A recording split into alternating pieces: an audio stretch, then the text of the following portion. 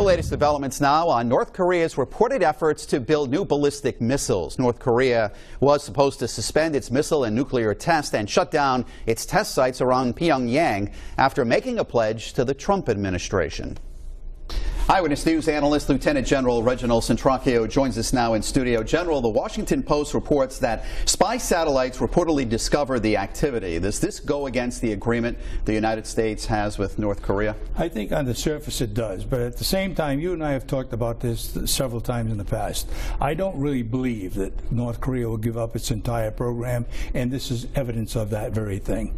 So they've noticed bright colored containers. What would they, is that a nuclear thing or missiles? I think it has much to do with a missile being capable of carrying a nuclear warhead, and that's the concern. Not only to develop a missile, but its capability to take a nuclear warhead and deliver it. What do we do about this? Once again, it's the same thing. We go back to the time we went into Iraq, and they keep pushing us off and giving us different stories. We need to hold them accountable. That if they say they're not going to do something and we see evidence of it, that has got to be brought to the forefront and dealt with. All right, speaking of Iraq, about 200 troops, local troops coming home in the next couple of months. What was their duties? Well, it's good news for Rhode Island. Obviously, both the Air Force and as well as Army has been over in the Mideast for about 18 months now. And part of their job had to do with aviation support within the area, and the second has to do with the delivery of logistics within that particular area too, by the Air Guard and communications aspects of it.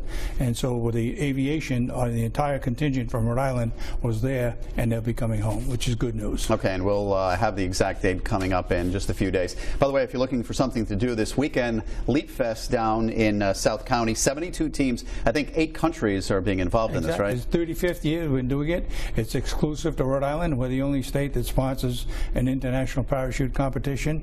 We have 72 teams consisting of, those teams consist of the 8 different countries, U.S. Army teams, Army Reserve, and other contingencies that come in. It's at West Kingston School on Ministerial Road.